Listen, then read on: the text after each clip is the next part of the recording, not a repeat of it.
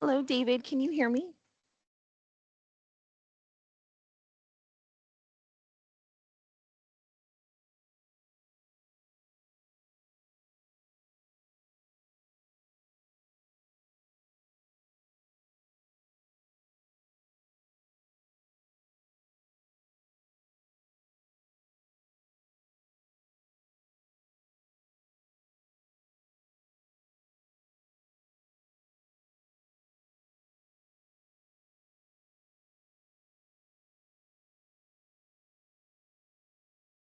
David, can you hear me?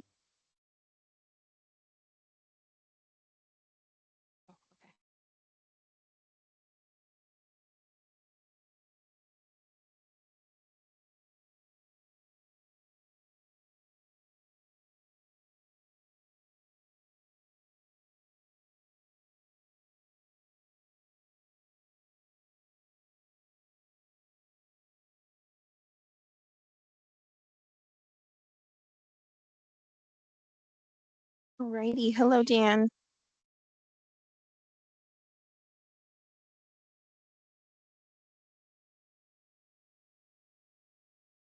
Give him a second to join.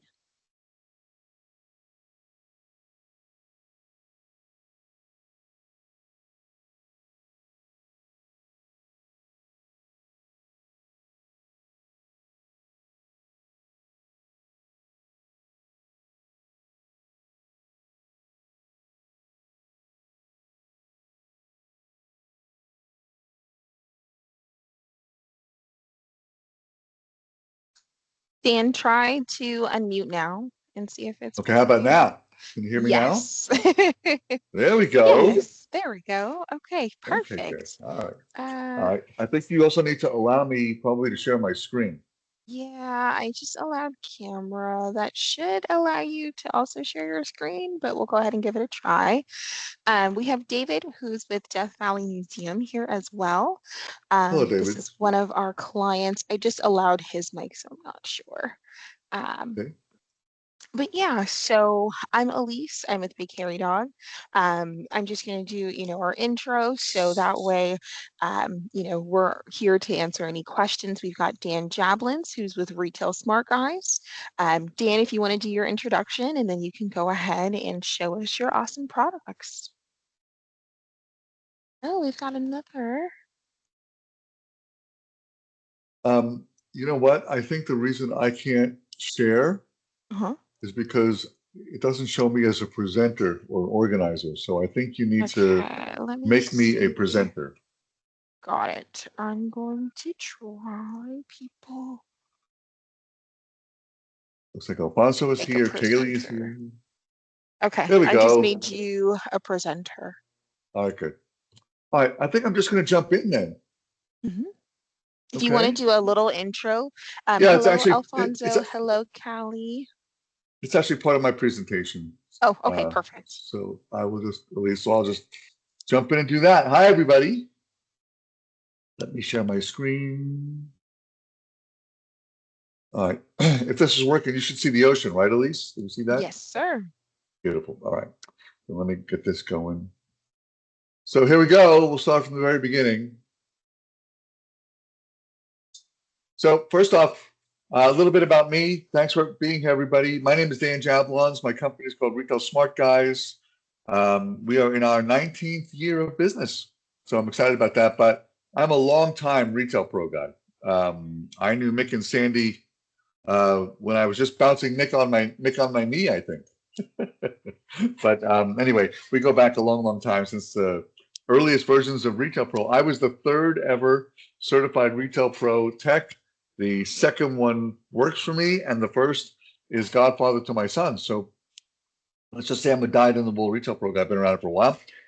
And with Retail Smart Guys, we basically are working with independent retailers today in 18 countries. We're helping them plan their sales and plan their inventories so that they actually cash flow properly. Right? We're doing that now for a long time. Been in the world of independent retail for a very long time. Now, I also live in Los Angeles, and I think it's law in the county of Los Angeles that one out of every three people has to say they're an actor, or else we lose our charter.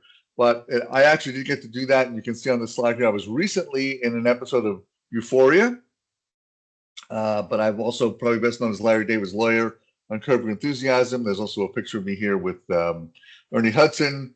I was a regular on a series called The Family Business for a little while.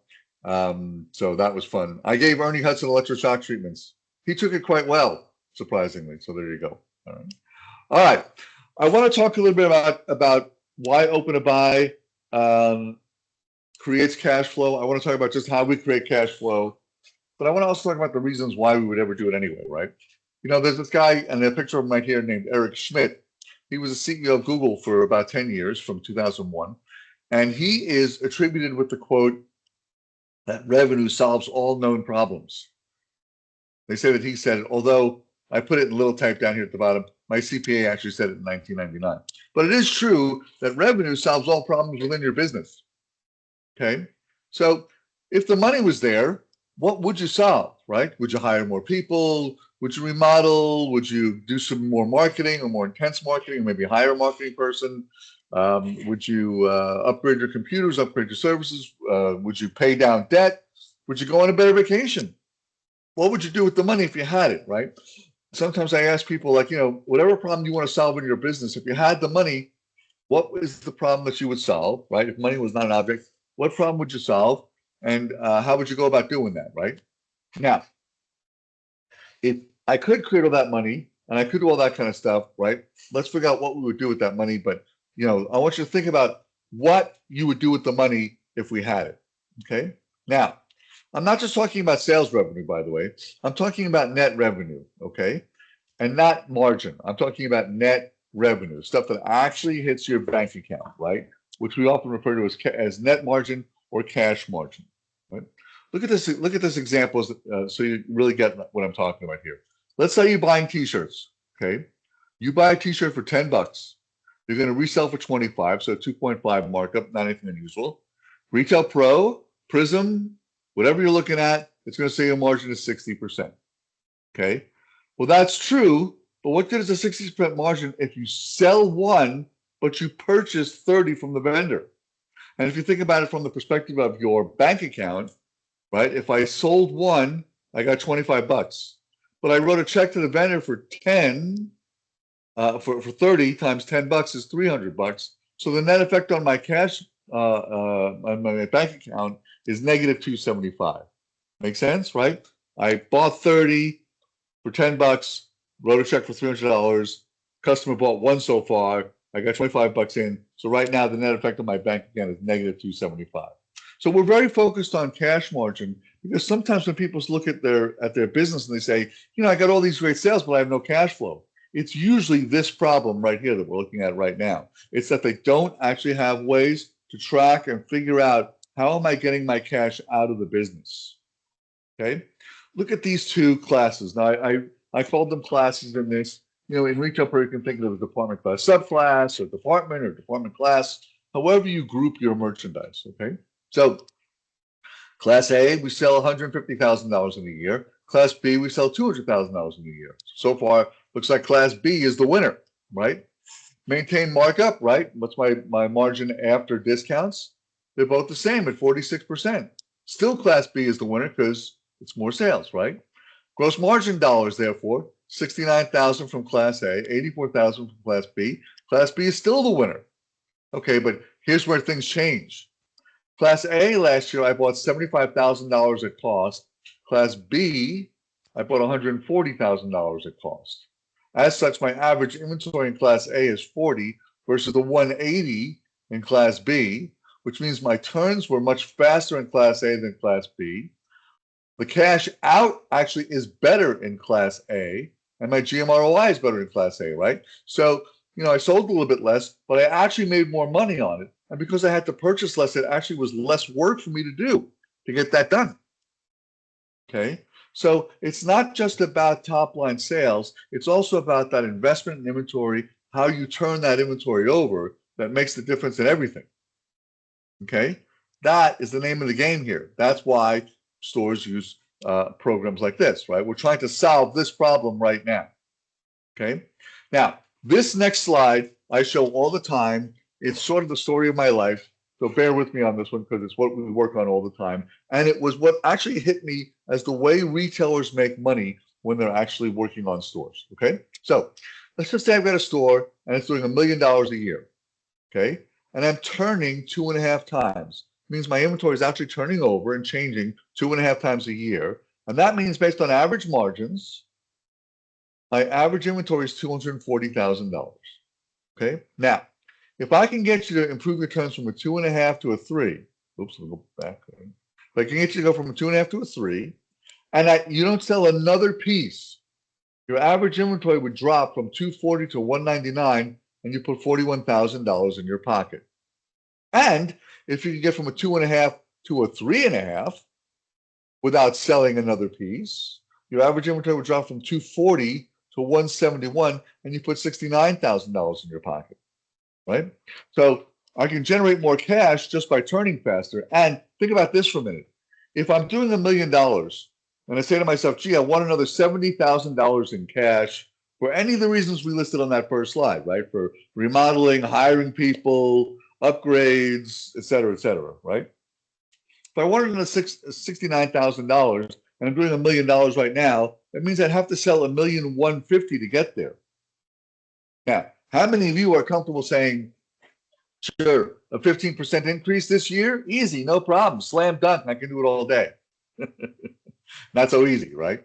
So you actually can get more cash out of your business by turning faster than by trying to increase your rate of sale.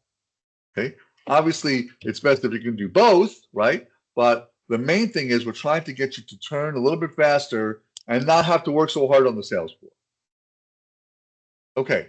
Now, think about this, okay? When we're talking about inventory, you spend more money on inventory than anything else in your business, more than rent, more than people, more than technology, more than marketing, more than anything, okay? So manicuring and curating that assortment, making sure you have the right goods that turn fast and are what your customer wants is the most important job you have. There is nothing more important than that job right there, okay? Now, one way you can do this, by the way, and one way that we always recommend, sort of for us, the low-hanging fruit, the very first thing we look at when we look at a business, okay, is what's old.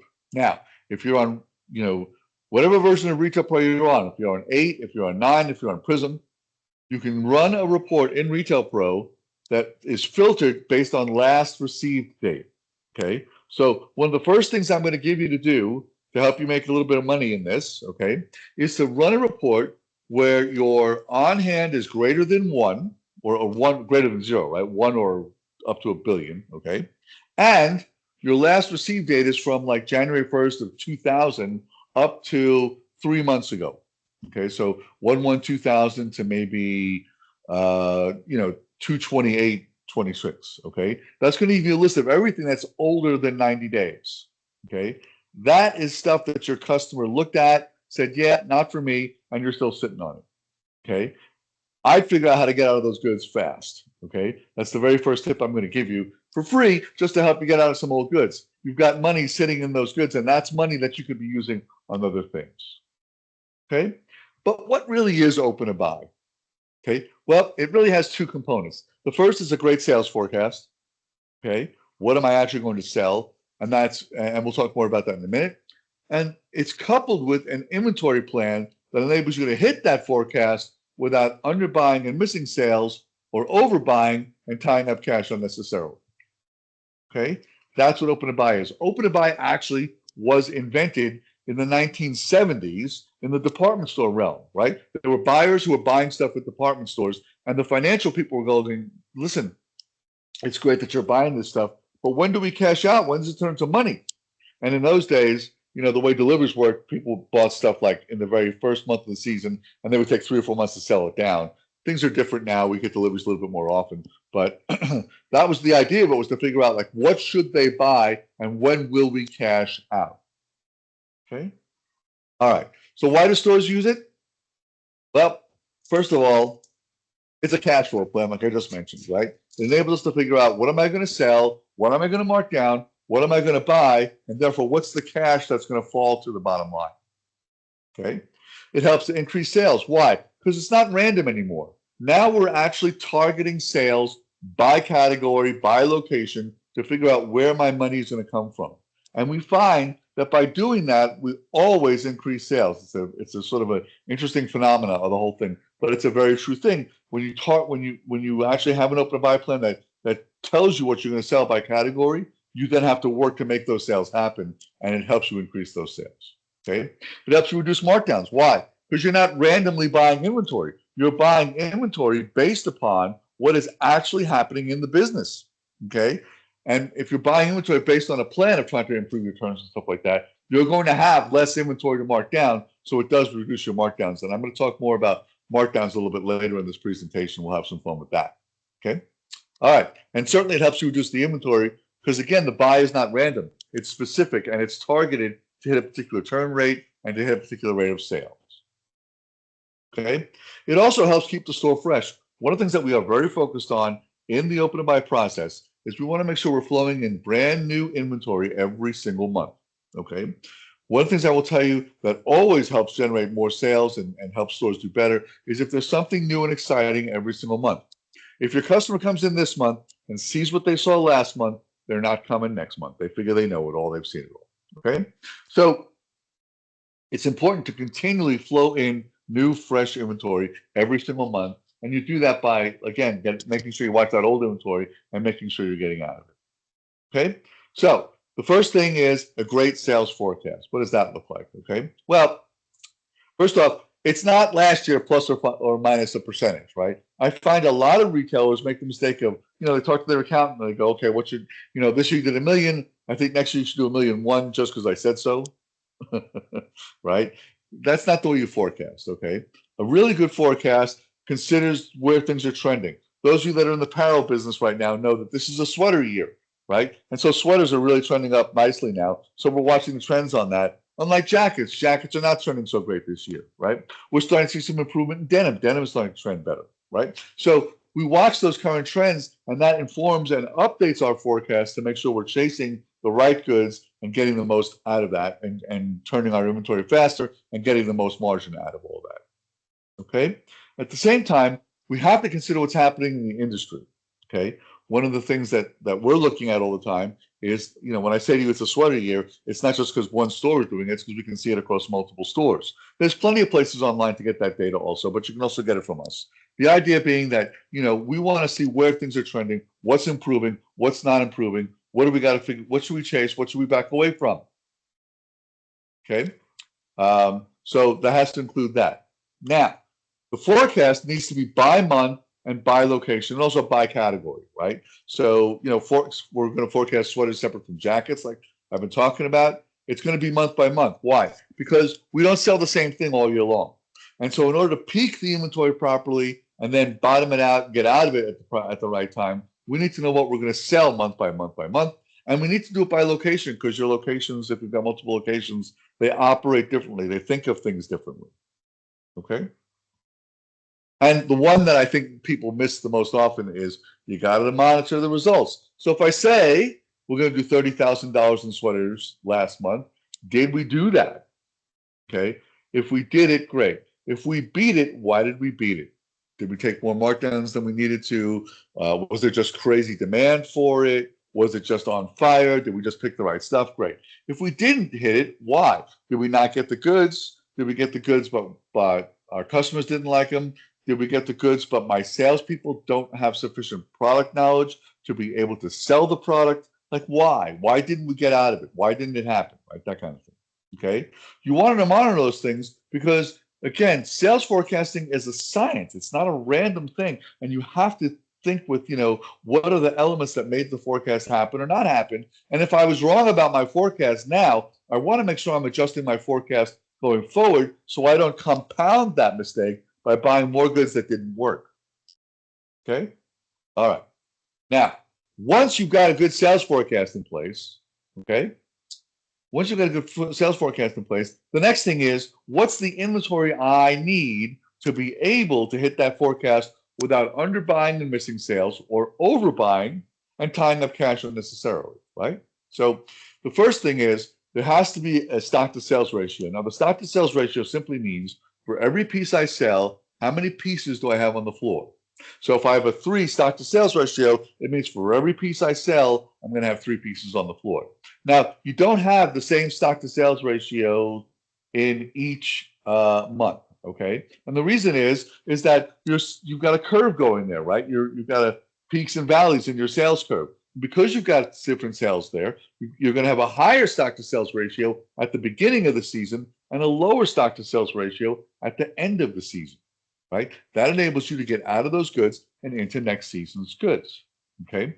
You want to start the season with a higher stock to sales ratio because a lot of times, especially in certain industries, you need to, when you're starting a season, you want that floor to look super impressive so that your customer goes, wow, when I need, so say we're talking about bathing suits. If I need a bathing suit, this is the place to go, man. They got it all, right? So we want to make sure we've built that into that, right? But by the end of that season, we want to make sure we're out of those bathing suits, we got our cash out of those goods, and now we moved into the next stuff. Okay? Now, the people who really win at this game are the ones who plan not only what they're going to sell, but where they're going to end the season or end the year, right? If you and I both have similar stores and we'd have similar volume, but I end the season with $50,000 and you end the season with $20,000, you win. Why? Because I'm going to take that $50,000 and mark it down to get out of it. I'm teaching my customers it's all about markdowns. You have cashed out of those goods, have your money ready to buy next season's goods and continue to ramp up and ratchet up that profit, right? So it's when you are going to trade shows, as many of you are starting to go to now, right? When you go to those shows, it's not just that thing is really cool, I could sell that thing, my customer's going to love it, I'm excited about that. It's also, where do I want to finish, right? I can sell X amount, but also where do I want to finish? Planning that is key to getting the best cash flow and not finding yourself with huge markdowns, okay? Of course, your plan is to consider all these other things to sort of shape and curate your assortment, right? What does the vendor assortment look like? What does the color assortment look like? How much is basics? How much is fashion? I will tell you this, most retailers that I start working with, okay, most retailers that we begin planning for, we see a commonality that I want to share with you, and that commonality is this: too many vendors. Okay, I see it all too often where they've got like way too many vendors and each vendor is contributing a little thing to it. The problem with that is that you're not narrow and deep then. Okay, and if you're not narrow and deep, your customer doesn't know what you believe in and doesn't know what to buy. So if you've got lots of vendors and you're buying little bits from each vendor, if you get broken up quickly in that, like, someone buys 2 of this and 3 of that and 4 of that and 2 of this and 2 of that, you end up looking like a garage sale very quickly because you're all broken up in size and color, right? But if you're narrow and deep, I see what it is that you believe in. I know what I'm supposed to buy now. And believe it or not, your customer is looking to you for that guidance. They want you to tell them. Okay? Okay. You want to, again, like I've been talking about before, you want to make sure you get something new in every single month. Okay? So if there's something new every single month. Okay? I'm going to just jump off for a minute and talk about the reason why old inventory is not your friend. Okay? Number one, you have money tied up in it. Okay, there's cash sitting there that you can't use for other purposes. Number two, it affects your marketing. Like I said, if your customer comes in this month, sees what they saw last month, they're not coming next month. They're bored. They've seen it all. Okay. Number three, it's disheartening for you to look at, isn't it? Right? If you think about that for a minute, even if I come in and express interest in the thing you've had for 9 months or something like that, right? You're gonna have to work up a lot of energy to get me to be excited about it, right? But if those 3 things weren't enough, if it wasn't bad enough that you've got money tied up in it, that it affects your marketing and that it's just sad to look at, right? The other thing is this: you're paying tax on those goods. You know why you're paying tax on those goods? Because it affects your cost of goods sold. Check that with your accountant, but I promise you it's true, right? So that's why getting your money out of those old goods and flowing in something new and fresh and fun every single month is a hugely important key to your success. Okay? And of course, monitor the results, right? So if I planned a certain inventory level, did I make that happen? Did the vendor ship me? Did I get the goods I wanted to get? Is it all here? Did I actually build the floor the way I wanted to? Sometimes we see people misplan because the vendor didn't ship them on time, and so they didn't get a chance to have the goods. So we have to sort of shift our forecasting and go, okay, well, we're a little bit late on that now, right? That means we're going to have to get move our sales forecast a little bit, rethink how our season is shaping and stuff like that. Okay. Okay. So there it is. It's a sales forecast plus an inventory plan. That's how you get to an open to buy, right? So, as you think about this, you know, think about what your sales forecasting is. What did I do last year, month by month by month? And do I think it's going to be better this year or worse? Okay. What did I land month by month, right? And did I end up with more inventory than I should have? And if I was trying to turn my inventory faster and I reduced my receiving by some little bit there, could I still hit that same rate of sales and could I turn my inventory faster? Okay. Now, how do we use it? Okay. Now, the first thing is you got to have a good department class, subclass structure. Okay. The good news is that if you're on Retail Pro or Prism, and you change and you don't like your department class structure, you can change it. Okay. And the guys at Big Hairy Dog can help you with that. If you're on version 8, there is a tool that we use to basically revise the history. If you're on 9, once you change an item's DCS code, it changes its history. If you're on Prism, it changes it in inventory, and the guys at Big Hairy Dog have a SQL script they can run to change the history. So don't think that you are stuck with the department class structure you have. You're not. And if you don't like it, you've got to change it. You absolutely have to change it. Now, the department class structure, by the way, is yours. It's not your customers. What I mean by that is it should reflect how you think of your inventory when you're going back to the market to buy. Okay? And if it doesn't, talk to us about how you can change that. Okay? That's something we want to help you do. Your department class structure is a super critical, important thing in your merchandise planning, in your review of the store, and your review of the store's performance. And not having a good department class structure is going to keep you from being able to do a better job of monitoring and curating your assortment. Okay? Now, we're going to help you develop a solid sales forecast. Lots of tools to do that, but we want to make sure we've got that there. That's how we're going to do it. Okay? We're going to get some stats on what your stock to sales ratio has been. How do you do that? You look at what your sales were each month. You look at what the inventory was each month, okay? That tells you what your stock to sales ratio has been, and then we can start figuring out ways to improve upon that, okay? Target that inventory. I talked about that already, but how much do I want to have each month, and what do I want to be out of each single month, okay? And again, monitor the results. Did we do it? Did it happen? Okay? And if this all seems too complicated, call your friends at Big Hairy Dog. They'll get me involved. I'll get involved with you and we'll help you. Okay? But the idea of it is to have all these stats. It's a good place for me to jump off and say this other thing. Okay? In the world of retail, every retail business is a combination of art and science. Okay? The art part of this is you can go to a trade show, look at something and say, that's cute. My customer will want to buy that. That's fun. They'll be into that, right? That's the cool part. Okay? The science part is what's the commodity? How much of it? How do I get to the numbers that tell me how much to buy? What should I do? How do I make all that work? Right? So if you're not good at the science, you can partner with people with science on it. Look, I'm not good at the art part. Okay? I couldn't do what some of you guys as buyers are doing right now, which is look at it and go, that shirt's great, that one's not great. Okay? That's not where I'm at. I'm a numbers guy, right? So it's a combination of those two things, and that's what makes successful retailers. It's the difference between good retailers and great retailers. Good retailers understand can pick well, right? They pick goods well, but they may not know their numbers so well, right? Great retailers are good pickers as well as people that really understand their numbers. Okay, and open to buy kind of works in this little cycle here. So it starts up here at the top with your point of sale, right? With Retail Pro and Prism. Okay. And that starts with just simply going, okay, I'm collecting all the data inside that system, right?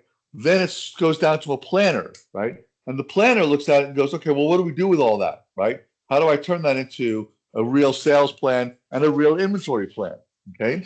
After that, it goes to an analyst, someone who actually figures out an action plan for you, and then back to you as the buyer to figure out how am I going to implement this in the store. And then that happens in the POS, and it goes around that cycle over and over and over again. That's how open to buy becomes the centerpiece of the store. And it's also how you use the open to buy month in and month out, season in and season out to create better profitability and better cash flow.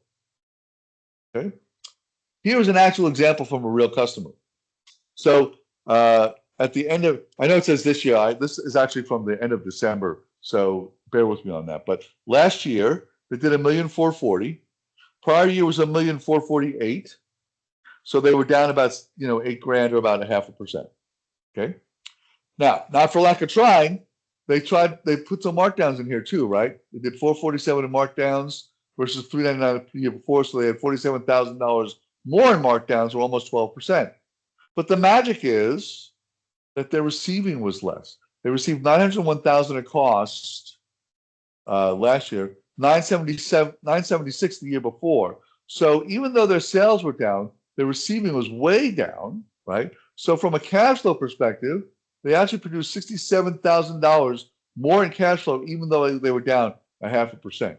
That is what I've been talking about in those first couple of slides, right? Learning how to turn faster so that even if you do see a little bit of a degradation in sales, okay, you can still make more money.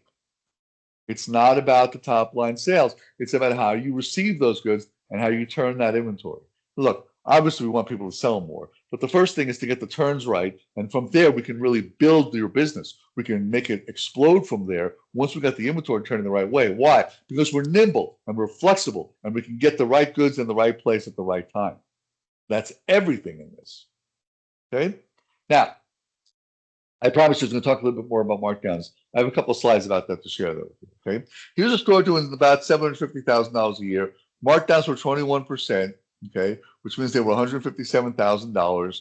Their gross profit was 45.5%, generating $341,000 in cash. Okay, so okay, what if I can improve the markdowns just by 2%? Not looking at anything crazy. I'm just trying to knock down the markdowns by 2%. Well, if I do that, it means instead of spending 157 in markdowns, I spend 142 in markdowns. I pick up a full point of gross profit, okay, and I pick up $7,500 in cash as a result. Okay, now you could look at that and say, well, great, thanks for that tip, Dan. Just lower the markdowns. Sure, I can do that. Okay, but if you think about it, you have to think about your markdowns in terms of what's causing them. And you could break that cause into two buckets, right? Sometimes markdowns are caused by the sales floor, right? What does that mean? It means they didn't have enough product knowledge. They didn't know how to sell it, or they didn't like it. Sometimes in the surf and skate world, I see that happen a lot, where the buyer buys a brand and the guys on the floor are not backing it. They're not into it. So what happens is they go, oh, I'm not selling this thing, right? Or sometimes they don't give you, the buyer, the feedback you need, right? Like a guy took a large into the dressing room, but it actually was an extra small, and he burst out of it like the Hulk, right? Okay, so you got to get that feedback from the floor, and the floor has to be committed to selling it. They need the product knowledge. They need to know what goes with what. They need to know why you bought it, why you thought it was viable, right? On the buying side, it's, bad assortment, landed it too early, landed it too late, wrong price point, wrong fabrication, wrong color story, right? Didn't have a good DCS structure, so I didn't know how to buy it, okay? All of those things, right? But you want to isolate whatever those causes are so you don't make that mistake again next season. And if you take only one thing away from this webinar, I hope you take a lot away from it, but if there's one thing that I would want you could implement right away on this thing, is the last line in red here, which is that every time you sell an extra item, you avoid a future markdown. If you can get that mentality, that philosophy really baked into the minds of the people on your sales floor, you can improve your markdown a lot just by doing that. Okay? All right, a couple more things. Run more reports than just sales reports when you're point of sale. Now, I used to do this a lot when I was a retail pro tech. I would go out to people and I would say, what reports do you run? They go, well, sometimes I run that XY thingy at the end of the day. I run that. I go, okay, good. It's a good start. And I run the bestseller because I like to see that. Okay. You ever run an on-hand report? No, I probably don't, because it's probably wrong. Okay. Well, if it's wrong, okay, it's not because elves entered into your point of sale system in the middle of the night and changed the numbers. Okay. If it's wrong, it means that I either bought it wrong, I received it wrong, I'm selling it wrong, I'm transferring it wrong if you're multi-store, or I counted it wrong when I did my last physical inventory. But an incorrect inventory is just a symptom of something that needs to be figured out, because again, if inventory is your biggest expense and your biggest asset at the same time, Manicuring and curating it and knowing exactly what's in there is the most important job you have. So if you look at your inventory and it's wrong, you want to work with us to figure out why it's wrong and how do we make sure we get it pretty laser precise. Okay? Look at cash receipts and look at something called cash margin. I talked about that a little bit before. I have another example for you that I'm going to share with you in a minute. Okay? But cash margin is, are we cashing out of the goods? Okay? So that's how you evaluate your vendors. Now, we have a thing called the vendor scorecard. And my friends at Big Hairy Dog and I have put together a vendor scorecard. It exists, and if you ask us for it, we'll send it to you. I believe it's the most important tool you have as a buyer when negotiating with a vendor to figure out what's working and not working. Okay? We're more than happy to provide the vendor scorecard to you, and we're more than happy to teach you how to use the vendor scorecard to negotiate with vendors to get more money out of it, out of the vendors to become more profitable and to do a better job negotiating with them. Okay. Now let's figure out what we have some old inventory that can become cash. I've talked about that enough. I think to beat that up. Okay. And here's this last one. I think it's important, especially because there's a little bit of uncertainty about the economy now, right? Gas prices are crazy. They're going up. They're going down. They're going up and down. We don't know. There's some concern about where the economy is going, what it's going to look like. I actually think fourth quarter could be pretty good this year. But all that to say, when you look at any kind of article about a great business, whether it be a business publication or a blog or a website or whatever, that kind of thing, and they're talking about some company that's just killing it out there, doing great, right? You'll notice that they never talk to the controller who says, "Oh yeah, you know why? It's because I got my shipping costs down from 8% to 5%." Right? It's because someone did something amazing in terms of the product, or they did something amazing in terms of marketing or selling, right? That's where that comes from, right? You have to look at expense control. You have to look at, okay, am I paying too much of workman's comp? Is my insurance going crazy? What's happening with my rent, et cetera? Control your payroll expenses, et cetera. All those things are super important. I'm a big believer in all of that. But at the same time, okay, expense control is not how you grow a business, okay? You grow a business by making sure that you manicure and curate that inventory assortment, by you planning your sales and planning your inventory so that your turns get faster. Okay, that's just everything. Okay, here's this cash margin example I wanted to give you before. Okay, so let's just say, look at line 1. Okay, let's just say you buy $1,000 from a vendor, $1,000 worth of merchandise from a vendor. Okay, you're planning it to sell it at a 2.2 markup, $2,200. That means your planned margin is $1,200, right? 2,200 minus the 1,000. Okay. Now what happens? You actually only sell 1,700. Why? Well, maybe you had to take some markdowns. Maybe you didn't sell it all yet. Maybe you took one home for you. Okay. Any of those things are possible. So right now, your cash margin is only $700, not the $1,200 that you planned for. So you're short $500. Okay. Now, what I like to do is show those examples to the vendors, okay, and say, listen, this was my planned margin. This is what actually happened. How can you help me?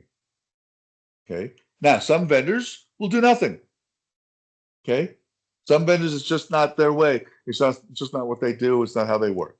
I get it. It's okay. Okay. But there are other vendors that are going to say, okay, well, look, let me see what's happening. Let me trade you out. Let me figure out, let me give you more time on your invoices. Let me sponsor a sales contest, right? There will be vendors who will partner with you, and you want to identify who those guys are. Now, it doesn't mean, by the way, if a vendor doesn't help you, it doesn't mean you absolutely have to stop buying from them, but it means you have to be very careful about what you buy from them because you don't get a get out of jail free card from them, right? You've got to be careful about those guys. Okay?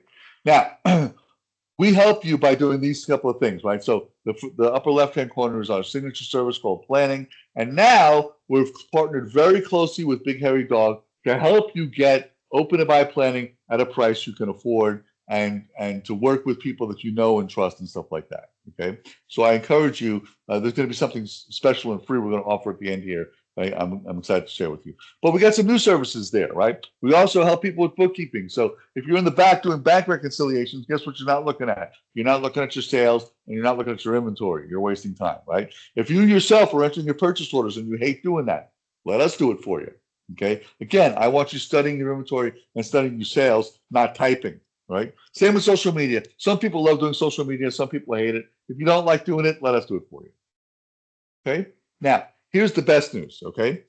Um, for sitting through this whole thing, and if you're excited about this and want to learn more about it, we will do a free inventory analysis for you.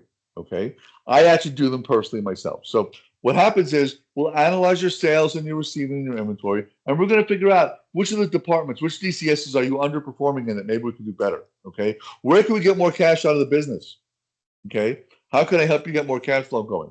And is your expense structure appropriate for your business? And maybe we can help you with some of that stuff. It's all absolutely free. You just have to contact our friends at Big Hairy Dog or me, and we'll do it for you for free. Okay. So I'm going to put my contact information up here right now on this slide. Okay. So that's my email and that's my cell phone. Okay. I don't go to bed at night unless my inbox is empty, much to the chagrin of my wife. But you know what? The reason I do that is because if you write to me, it means you got something going on and you need help. And one of the things that I am very, very, very hyper focused on in this day of AI and this day of automation and stuff like that is real human connection and contact. I want to make sure that we're talking to each other as often as we need to make sure you are having a good time with your business, that it's successful, that you're growing, that you're getting the cash out of it that you want to. And if you have questions or you have concerns or you have problems, you have someone who is shoulder to shoulder with you, helping you get that business going where you want it to go. Okay? Okay. So that's my presentation for today. I hope it gave you some food for thought in terms of how you might get more cash out of your business, how you can become more profitable, how you can turn your inventory faster. I really hope you reach out to me and let me do this inventory analysis for you, because if I can do that for you, I think you might see what the real potential of your business is and where we can take things. Okay? So Elise, that's my presentation. If anybody has any questions, we can open up the floor and we can answer some of those. Thank you so much, Dan. And everyone should have their mics enabled. That way, if you guys do have any questions.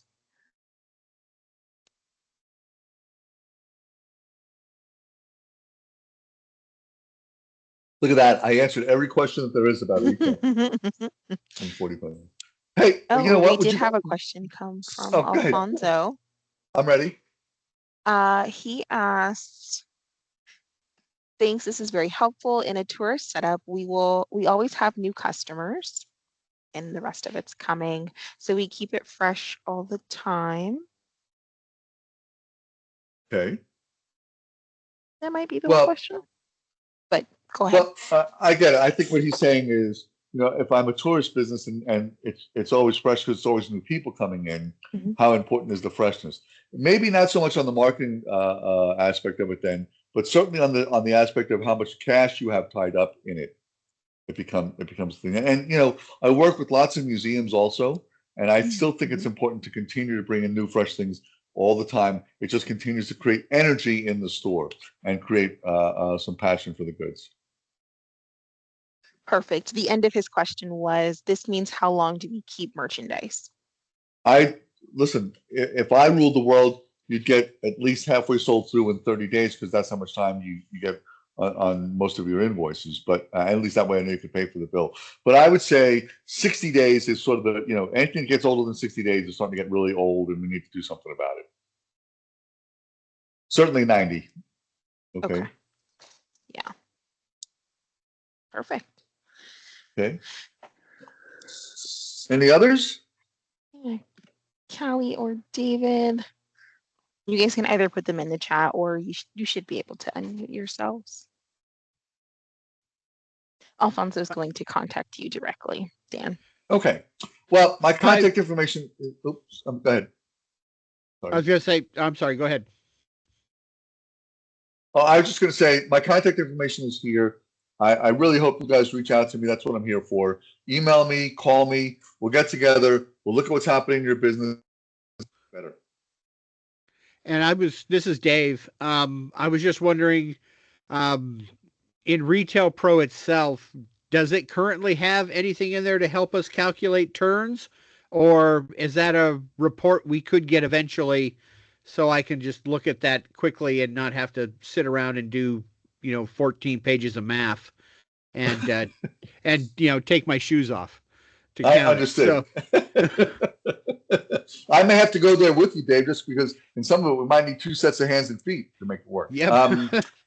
There are some term reports inside Retail Pro, and they can help you figure that out. And certainly within the planning, we are looking at turn on a real regular basis. So when you reach out, we'll talk more about that. And we'll find that for you. Thanks.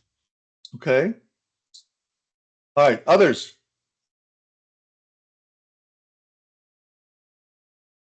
Okay. Hearing none, I think we'll wrap it up here, Elise. But Yeah, thanks everybody for joining us. I hope you take us perfect. up on this inventory analysis. I think it's going to help you. It's free, so I know you can afford it. And so there you go. No obligation, nothing like that. But we want to do these things because we really listen. We want to partner with you guys. We want to help you. That's why we're here. Yeah. Okay. Absolutely. Thank you so much, Dan. We really appreciate it. You gave some really, really great information. So if anyone comes directly to us, I will let you know as well. Yeah, Terrific. and then if there's anything else anyone needs, you guys can always reach out to us at Big Hairy Dog. We're always happy to help. Thanks Thank you, everybody. Good to talk to everyone. all of you. Bye-bye. Bye everybody.